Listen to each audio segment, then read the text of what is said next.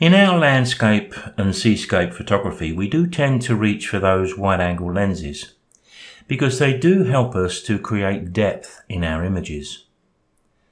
Now my favourites are my Canon RF 15-35mm, which I use on my mirrorless R5, but also a Canon EF 17-40mm, which I use on my infrared converted camera.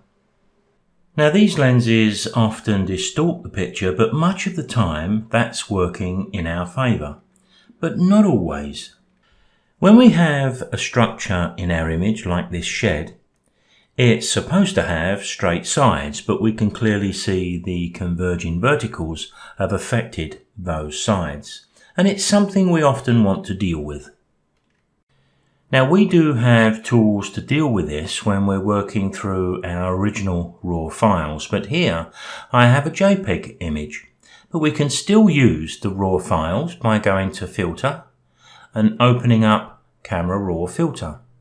Most of the controls that we're used to seeing when we start to process our images are here. And as you can see, the tab we need is the Geometry tab here.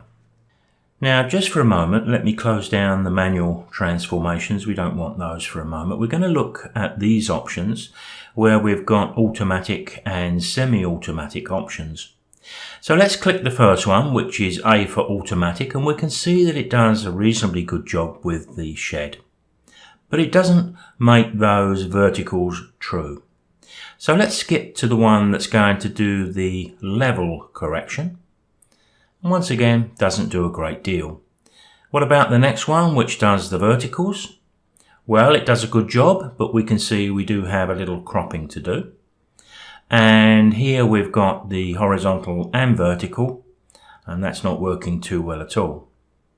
Now what I often reach for straight away here is this option, simply because we need to tell the software exactly what we want straight. And I find it's quite often easier to do this. If I select this option, there's two things really which are critical in this image. First of all, I need to click and drag to say to the software, the horizon needs to be straight. Whatever you do with the picture, don't make the horizon slanted. The next thing I may want is this edge here to be straight. So I can draw down that edge and release. I'm going to deliberately make a mistake here. I'm going to make it a bit wrong. Now you can see it does a pretty good job, but we still don't have a horizontal on the back of the shed. But that's why I like these tools, because at any time I can come back and I can adjust them. So we can get this perfect in just a few seconds. Now we've got a level horizon. I've got this straight, but this side isn't straight. So let's put another one in. Now we do have the problem we had before, but there's no getting around this. Two options from here, well, three maybe. Firstly, we can reach for the crop tool and we can crop within these areas left and right. Secondly, we could go to the manual transformations and down to the scale, and we could move the picture in this fashion, which I suppose in a way is almost the same as making a crop. Let me take that back.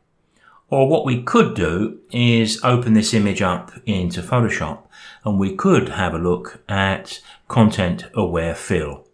I've got a 5-minute video on that subject, which is worth viewing. So in this scenario here, it's really personal choice which we've got to deal with. But if once I'd done the vertical on the right hand side, I was happy to live with the lean at that end, and I think I would be, I can select that tool that we placed there and hit the delete key. So I can still live with the straight edges on the left of the picture and the horizon, and then of course I could just open this up into Photoshop and proceed. So here I do have another image opened up into Adobe Camera Raw. Let's go to the geometry. This image, by the way, is a RAW file. It's not a JPEG opened from Photoshop. If we go through the automatic settings, the only one that works pretty well is the vertical, and it does more or less what I want.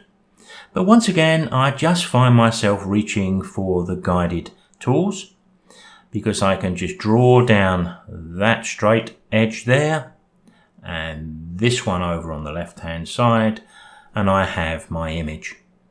I do need to either go to the scale, as I demonstrated before, or the crop. Bearing in mind, if you're working on a raw file, we can crop, but if you're working on a JPEG which you've opened up into Adobe Camera Raw, then you cannot crop. You'd have to do that in Photoshop. So I could, in effect, bring this in just inside those edges, hit the Enter key, and we would be ready to open this up into Photoshop.